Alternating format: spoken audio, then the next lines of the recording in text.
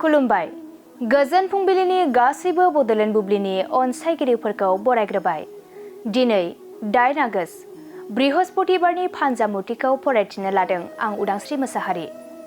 फानजामुथिनि गिबियाव दं मेष राशि।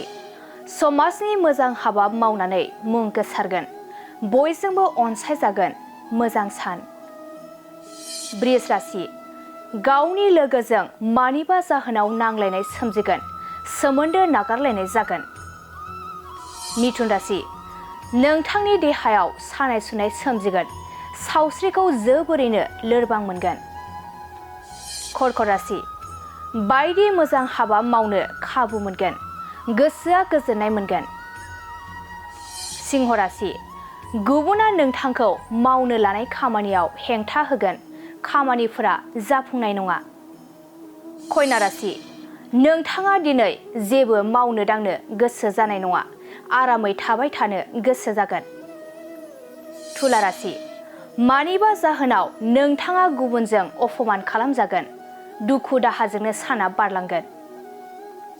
वृश्चिक राशि। नोंथाङा दिनै जायगा दाबसेयाव दिदोमै थाबाय थानो हागोन, गोसोआ सान्थि मोनगोन।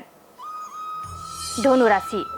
आसा खालामनानै थानाय सिमां मिजिंफोरा जाफुंसारगोन, रंजा खुसिजोंनो साना बारलांगोन।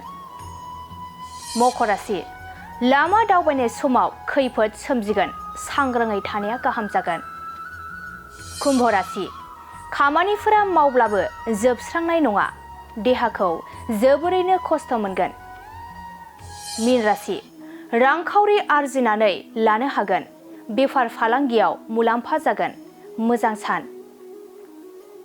दिनै सानसेनि राशि फरायथिनायाबो एसेनोसै।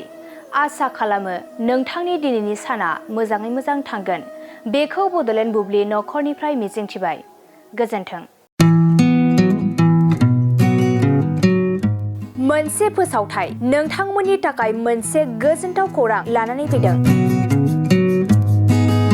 चिरां जिल्लानि सिङाव थानाय काजलगावनि सिफुं हटेलखौ गुवाहाटी नोगोरनि साखाथियाव थानाय सानसारियाव गोदानै मोनसे सिफुं हटेल ब्रान्च खुलिनाया नोंथांमोननि थाखाय गोजोनथाव खौरां लानानै फैदों। नोंथाङाबो जुदि गुवाहाटीयाव थायोब्ला एबा गुवाहाटी नोगोराव दावबायहैनाय समाव बर'नि दोरोङारि ओंख्रिखौ जानो लुबैयोब्ला गुवाहाटी नोगोरनि साखाथियाव थानाय सानसारियाव गोदानै बेखेवनाय सिफुं हटेलाव थांनानै जाहैनो हागोन। बे सिफुं हटेलाव नोंथाङा बाङाय बेसेनावनो बर'नि गोबां गुबुन गुबुन दोरोङारि जाग्रा ओंख्रिफोरखौ मोननो हागोन। अनला दाउ, सबाय दाउ, अमाजों नारजि, मैथा अमा, ना बाथोन, थारुन ना, थारुन अमा आरो गोबां बायदि बायदि बर'नि ओंख्रिखौ बे बर'नि सिफुं हटेलाव मोननाय जायो।